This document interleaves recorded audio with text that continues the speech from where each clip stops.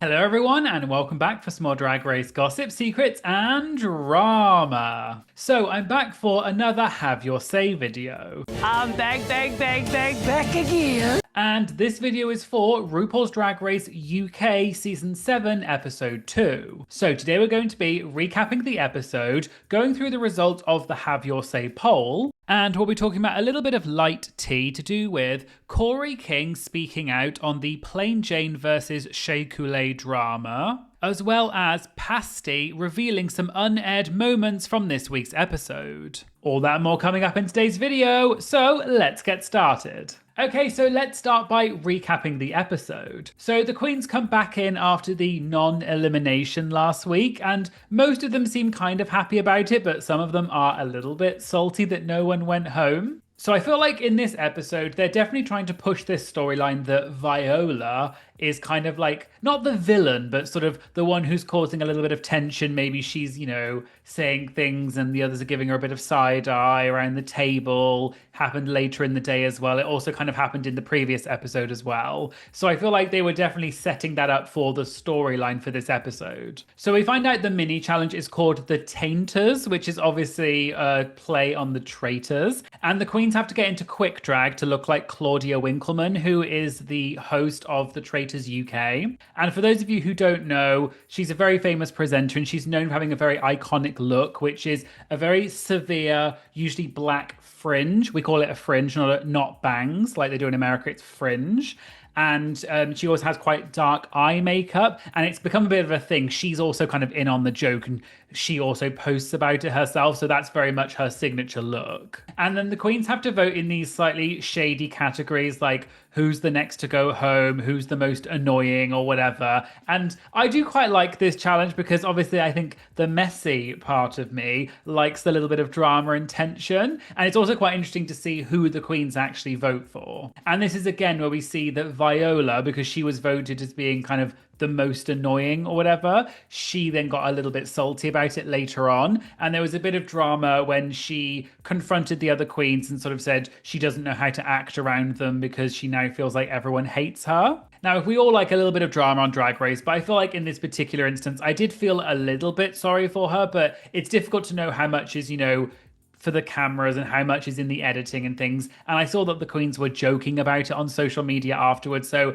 I kind of feel like it's really not that serious. But we all love a little bit of drama. But we move on to the main challenge for this week, which is a design challenge. Yay! I'm not gagging. We all know that as someone who has multiple PhDs in fashion, a design challenge is obviously my favorite challenge ever.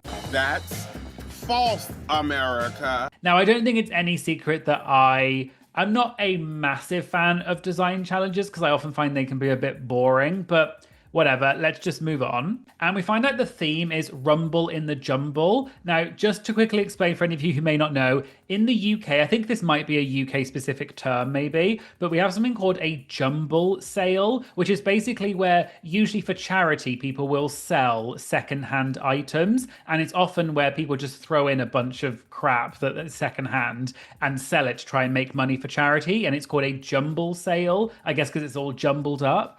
And I think that's why they call it Rumble in the Jumble rather than Jungle. And it's basically pieces of materials from previous design challenges throughout Drag Race UK's history, which I actually thought was quite a cool idea. And as I said, the rest of the episode is pretty formulaic. We know there's like maybe a little bit of drama, people saying they're stressing because they're not going to finish it on time, things like that. I already kind of covered that. So let's move on to the actual main part of the episode, which is the runways themselves. And I'm going to go through them in order in which they appeared. Okay, so let's start with Select's Addiction. I quite enjoyed this. I couldn't quite tell what was hers and what she made. I think she made the entire thing because this sort of like black lacy like undersuit, the body thing that went all over her arms, legs and everything, I thought at first maybe that was something that she bought, but I think maybe that was something she made. If she made that entire outfit, including the corset and everything, I think that's actually a lot more impressive than what the judges were giving her credit for. I also really liked the headpiece on top. I don't think it's necessarily groundbreaking that we've seen in other design challenges, but I actually really liked this, so I would definitely give it a yay. You seem to be a little bit more harsh, however, because you voted 53.8% for just okay,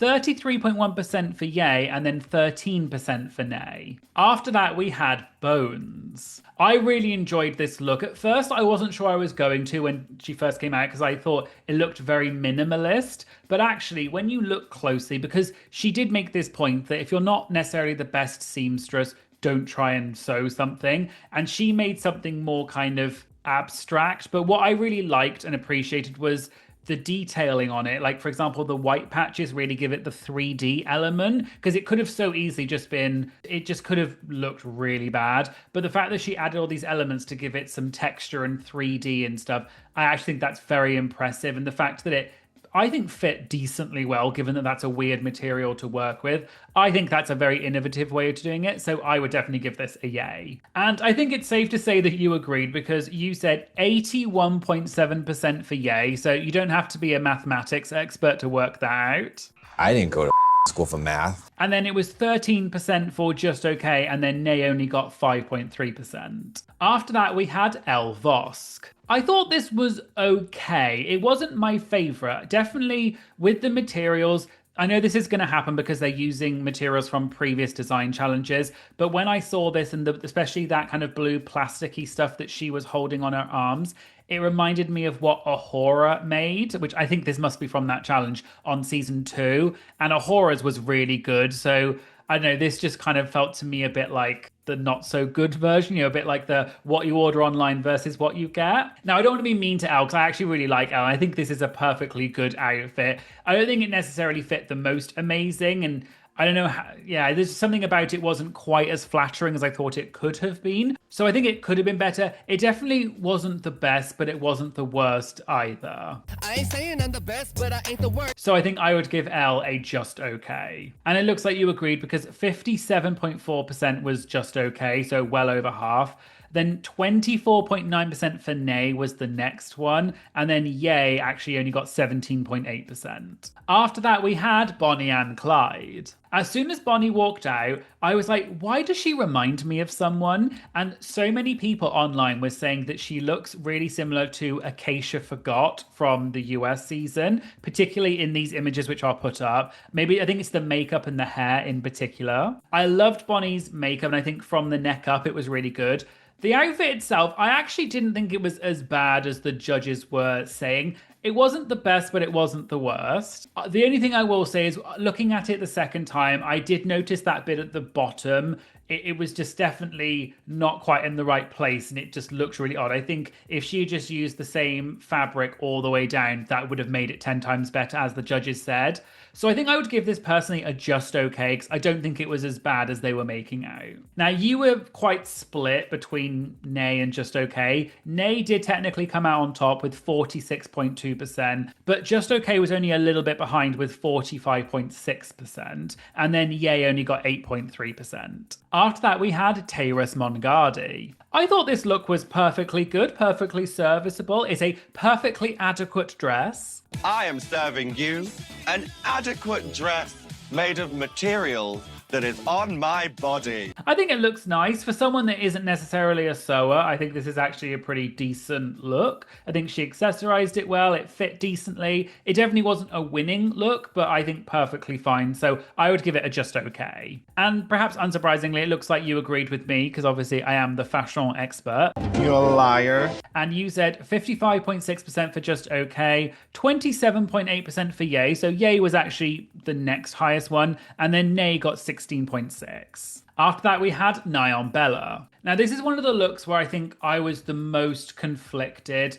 When I first saw it, I was not a fan of this outfit. I think especially the bottom half is just really simple. It kind of just looks like a piece of fabric wrapped around her. A very nice piece of fabric, but a piece of fabric nonetheless. I think the thing that slightly saved it was, I thought the headpiece was really nice, and these dangly bits on her arms, yes, that is the technical term. I thought those bits were quite nice, and I think that to me saved the outfit just about. I did wonder if Nyan Bella was going to be in the bottom this week, because I was kind of going between, is she one of the worst or is she not? Is she just about safe? I will say though, for me, it wasn't my favorite look. And when I first saw it, I didn't like it. So I think I am going to have to unfortunately give it a nay, and I might be persuaded towards a just okay. Interestingly, it looks like you didn't quite agree with me though, because you voted just okay 49.1%, so that was the vast majority. Nay got 27.8% though, so that is still over a quarter. And then yay got 23.1%, which is also still decent. After that, we had Katrin Feelings. Now, although I love Katrin so much, I think this look was perfectly nice. I don't know if it was top 3 worthy. I don't know. I do think that she did a good job of getting the different dark colors, which can be very difficult to work with. And she definitely stood out from the others because of the color palette she chose. It was giving me a little bit like the Hanky Code. There was a little bit almost Vivienne Westwood inspired in there, I think. I can see where she was going with it, but I'm not sure I was quite as goo goo gaga for it as the judges were. But it still was, I think, a pretty good outfit. So for me, it would be between a just okay, but towards the yay side of just okay. Interestingly, you voted 49.7% for just okay, so the vast majority, but then you did give 34.3% for yay, so maybe you were kind of in line with what I thought, and then 16% for nay. After that, we had Pasty. First of all, I felt so bad for Pasty because she fell not only once, but twice this episode, and one of the times was during this runway. Now, obviously, you can feel sorry for someone, but maybe, she should have glued that shoe down a little bit better. But I really like Pasty. She seems really sweet. She took everything in good humor. So, in terms of the outfit itself, I personally didn't think this was that bad. I will say the construction clearly was not the best. And when I think it was Michelle said about the knees not being the same length, after I saw that, I couldn't unsee it. So I definitely agree that it wasn't the best. But I think to make a full jumpsuit, as someone who is not a sewer, as she said, and has never made a garment, I actually thought this was pretty decent. I thought it actually fit not that badly. I personally was a little bit conflicted whether I think this should be in the bottom or not. The fact that she fell over, though, that part didn't help. I didn't particularly like her hair and makeup either. There was just something not quite right about it. So maybe just okay, but definitely towards the nay side. But I'm not sure it was as bad as they were making out. But maybe that says more about me and my taste level. You ugly bitch. In terms of the Have Your Say poll, it was pretty evident. 52.7% for nay, so the vast majority of you did not like this. But there was still a decent proportion of 40.2% who said just okay, which is probably more where I would have put the outfit, and then only 7.7% for yay. After that, we had page 3. When she first came out, and then when she sort of took off the over part and you saw the more like swimsuit bikini thing underneath, I think it was well made, so I would like to give her props because I don't think it's probably as easy to make as it looks like. But I think in a design challenge, if you're going to come out and serve body, which is great, her body was on point, but if you're going to have very little clothing on, it needs to really make a statement, and I'm not sure this quite did. It certainly wasn't bad, but I don't think it was great either. So I thought it was interesting, but probably for me, I would give it a just okay. And it looks like you agreed because you said 53.3% for just okay. Yay got 30.2%, and then nay got 16.6%. After that, we had Viola. I think the thing with Viola is clearly, I think from the start of the episode, as I said, they were kind of setting her up for this storyline of failure. I guess because they knew the footage they had to work with and how they could sort of put it. So I kind of knew something was going to happen. Either she was going to smash it out the park or she was going to flop. And unfortunately, she did the latter. I also think if you talk yourself up a lot by saying you're a seamstress and you have qualifications in it or whatever, people are going to have higher expectations. And with this outfit, it just did not work, unfortunately. I could see where she was going with it, but it just looked really crafty and not in a good way. It just didn't fit her very well. It was not very flattering. I think she knew it as well. But yeah, it's just that kind of case of the amount of work you give yourself versus the amount of time. And it's just not going to work out unless you are literally an incredible seamstress who can do it in that amount of time. So unfortunately, because this was probably my least favorite outfit, I would have to give this a nay. Perhaps unsurprisingly, you voted nay 71.6%, so pretty substantial amount. 23.7% for just okay, and then 4.7% for yay. After that, we had Chai Tea Grande. I really enjoyed this look. I think it fit her really well. It was simple, but done very elegantly. The only things is those big things on her chest. I don't know if maybe it kind of, from the side, it did give a little bit kind of stuck two things on. I don't know. I'm not sure how you would change that, but that's the only slight thing. But I feel like this definitely deserved way more praise than it got. I honestly thought this might be a top look because although it's simple, it's done really, really well and it fit her really well. It's clean, it's elegant. I don't know, maybe it's just because it's so simple. I don't know how it works in terms of the construction. Let me know in the comments if you're a sewer or a seamstress. Let me know if this sort of garment is difficult to make. But I personally really enjoyed this lady in red type thing, so I'm definitely going to give her a yay. I was a little bit surprised by this because although 55.6% of you voted yay, which was the majority, 37.9% of you, which is still quite a lot, said just okay. I don't know, let me know in the comments why you thought this was a just okay. To me, I really thought this was more on the yay side. And then 6.5 of you said nay. And then finally, we had Sally TM. As soon as this look came out, I was like, yes, go for it. I was like, I knew she was going to win. This look is honestly incredible. I love the different colors, the patterns, the way it all works. It kind of looks like it shouldn't work, but it does. But also the absolute nerve to come out with a giant baguette is just so funny. And we know RuPaul just loves absurd humor and dumb stuff, but the fact that she was being absurd and quirky but also so fashion at the same time, I was just like, yeah, she won this hands down. This is a yay. So in terms of the votes, you said just a mere 92.9% of you, so almost 93% said yay, so quite clear cut. 4.7% said just okay, and then a weird 2.4% of you said nay. Okay, so moving on to the winner of the episode, and surprise, surprise, it was Sally TM. I asked you in the Have Your Say poll, do you agree with the winner? And you voted 92.3% for yes and 7.7% for no. And of that very small percentage that did say no, I said, who do you think should have won instead? 46.2% thought Bones should have won. And then Chai Tea Grande and Catherine Feelings were joint second with 15.4%. And then Page 3, Selects Addiction and Viola were all tied for third place with 7.7%. But then moving on to the flip side, we have the bottom two, and it's announced that that is Pasty and Viola. Again, I asked you in the Have Your Say poll, do you agree with the bottom? And this one was much more split. So it was still 60.4% said yes, you agree, but almost 40%, 39.6% said no. So of those people who said no, I said, which two queens, and you have to select two names, do you think should have been the bottom two? And this was interesting because Viola came out on top with 44.8%. But then Nyan Bella and Pasty both came in joint second with 32.8%.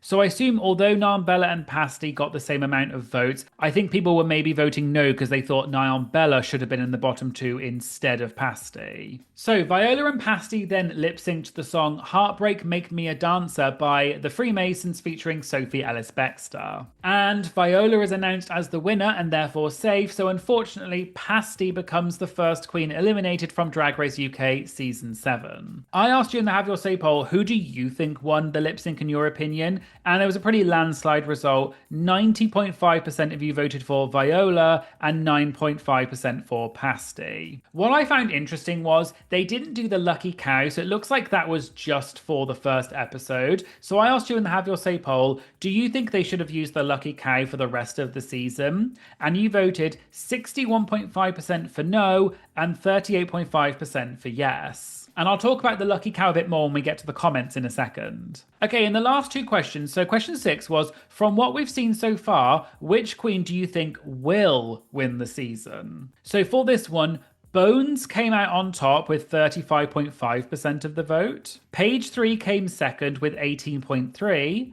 And not that far behind was Catherine Feelings with 17.2%. And then I thought it'd be interesting to then ask, from what we've seen so far, which queen do you want to win the season? And there was a little bit of a difference, which I thought was interesting. So Bones still came out on top with 31.4%, but then Sally TM came in second with 29%. And then most of the other queens got quite low percentages, but in third place it was Page 3 with 10.7%. And I just thought this was interesting because if we compare the two, it looks like you think that Bones is going to win and you also want her to win. She came out on top in both of them. TM. But interestingly, it seems like you think that either Katrin or Page 3 will win, but you want Sally TM to win. So let me know in the comments why you think there's a difference between who you think will win and who you want to win. Okay, so moving on to the comments for this week, and I'll start with one from my Patreon member, Debs, who was talking about the lucky cow, which I said a minute ago. So Deb said, "The cow twist was a big pile of nothing in the end. What a shame. Imagine if they had it in this episode with all the drama with Viola." And I do agree. I do think it's weird that they brought it in just for one episode. I thought it was kind of going to be something for every single episode, because unless they bring it back for future episodes, which might be the case, it kind of feels like they brought it in for the first episode just so they could kind of manipulate it so that they could have no eliminations, which is weird because you may as well have just had a no elimination episode and RuPaul could have been like, everyone say love, it's the first episode so no one's going home, and I don't think any of us would have cared. But if they are bringing the lucky cow in just for this one episode to not have an elimination, that to me seems a little bit weird, so I guess we'll see if it comes up again in the season. My Patreon Amy said something very sweet, which was, "I was so touched with how the queens rallied around Viola when she was feeling so down on herself. I know a lot of people love the drama on Drag Race." I don't know which people you're referring to. But for me, it's moments like this when the sisterhood shines. My Patreon Patty said, "I loved Bones' outfit," because obviously it was like sort of a little bit different. And also Sally's. Ellie, I think Elle is maybe who they mean, gave me, again, Jinx vibes. Yeah, I can kind of see that. Already, with the entrance look, I had that feeling. Bella gives me the impression that she's high all the time and hasn't got a clue what she's doing. I kind of live for that. And I agree, that bit where all of the queens were comforting Viola and crying and Bella was just there like, why are they all crying? Let's just get on with it. I thought that was so funny. I was like, okay, to be fair, a lot of people are thinking it, so I'm glad that someone said it because it was funny. And I do like Bella. She seems very kind of ditzy, but also just kind of aloof and in her own world, and I can definitely relate to that. And my Patreon Riot mentioned something that I definitely agreed with. Riot said, "Also, the guest judge was amazing. She was so funny and entertaining. My favorite part of the episode was her going back on the compliments given during deliberations." I agree. I loved Michelle as the guest judge. I thought she was so funny. I'd not heard of her before. Like, maybe the face was familiar, but I didn't really know who she was. She was legitimately one of the best judges we've had in a really long time. She was incredibly funny, actually gave quite interesting critiques. She volleyed really well. She has so much personality. I'm like, we should just petition for her to come back every week because she is so good. Honestly, she made me laugh so many times. And going on to some of the comments from the Have Your Say poll, in general, this is a kind of a carryover from last week. Quite a few people just were kind of saying they're not vibing with the season so far. Someone said, "Honestly, I'm not rooting for anyone right now. It's just episode 2 and no queen has gagged me." I do feel is a little bit true. So far, there isn't like the one moment or the one queen who I'm really rooting for. I think there's lots of interesting ones, but so far the cast maybe hasn't wowed me as much as previous seasons. However, someone said the complete opposite and said, "This episode has restored my faith for this season." Also, I would just like to say thank you so much for all of the lovely comments in the Have Your Say poll. I really love reading them, and it's so nice to hear these really touching things that you say and how much you appreciate my videos. So honestly, thank you so much. I truly do appreciate all of these nice comments. Okay, so now we're going to move on to a little bit of light tea involving Kori King speaking out on the Plain Jane versus Shea Couleé drama. As some of you will know if you watched my previous videos, which I'll link to in the description, a short while ago, there was a little bit of drama involving Shea Couleé where she was disowned by 3 of her drag daughters, and then they posted about it on social media. Plain Jane then posted a video with Shea shortly after, where Plain made a joke about the situation and said that she was becoming Shea's new drag daughter. However, Shea seemingly did not know that Plain was going to post the video with that caption, because Shea commented on Plain's post shortly after, asking her to take it down and said that it was not cute. Well, Kori King, who is Plain Jane's drag sister, has recently revealed that she was sort of responsible for this drama. Kori recently appeared in a video with Bob the drag queen. Bob brought up the Plain versus Shea drama, and Kori revealed that it was kind of her fault. Okay, so there's the backstory to this. So Plain texted me, PJ. Plain texted me and she was over here like, "Sister, I'm with Shea Couleé. What like TikTok should I do?" You.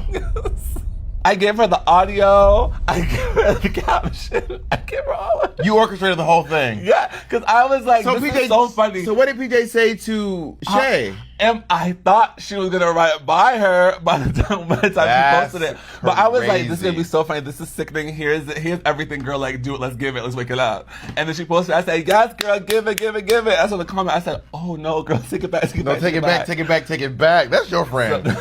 That's your bestie. Is she your best friend? No. And I just thought this was interesting because Kori had posted on Plain's original post saying that she fed Plain that audio, but I didn't realize that the whole video was Kori's idea. Although by the sound of it, Kori didn't realize that Plain hadn't asked Shea for permission first. But anyway, I just thought that this was an interesting update. And finally, moving on to some light tea that came on the back of this week's episode to do with Pasty revealing an unaired moment as well as some other tea. As we know, Pasty was eliminated this week and became the first queen eliminated on season 7. On Drag Race UK, they don't have an equivalent of Watch Your Packin' with Michelle Visage for the exit interviews, but they usually do interviews with several of the UK LGBT+ news outlets instead. So I went through a few of the interviews that Pasty did, and I gathered just a few of the parts that I thought were the most interesting, and I'll link to all of the full interviews in the description. So first up, in an interview with Pink News,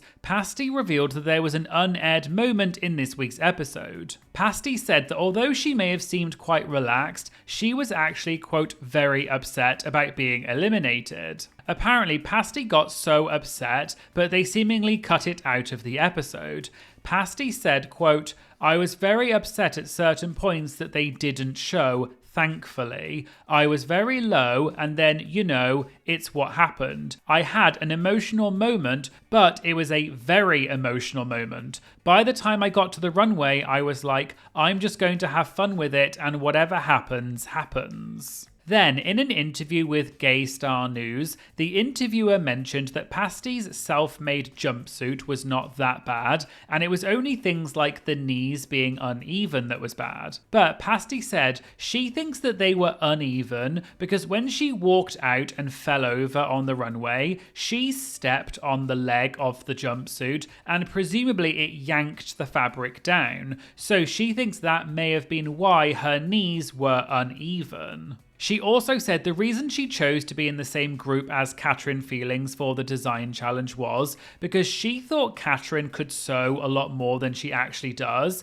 and she thought she'd be able to ask her for help. But on reflection, Pasty said she should have chosen to be in a group with Celexa Diction instead. And then finally, in an interview with Attitude, Pasty said the lip sync that she did in episode 1 to Charlie XCX's song Fond Dutch was not a song that she would ever have chosen for herself because it's not her type of song, so she knew that she wasn't going to win. But she felt more confident in this week's lip sync, and also because she was wearing an outfit that was better to lip sync in. However, when reflecting on the fact that her shoe came off twice in the episode, Pasty revealed that she has since learned her lesson, but there may also be another reason why it happened. Pasty said, quote, I've never done a gig since without heel bands on. I remember thinking I've got to bend down and put it back on, but RuPaul was laughing at my violin moves, so I made him laugh, which was a dream.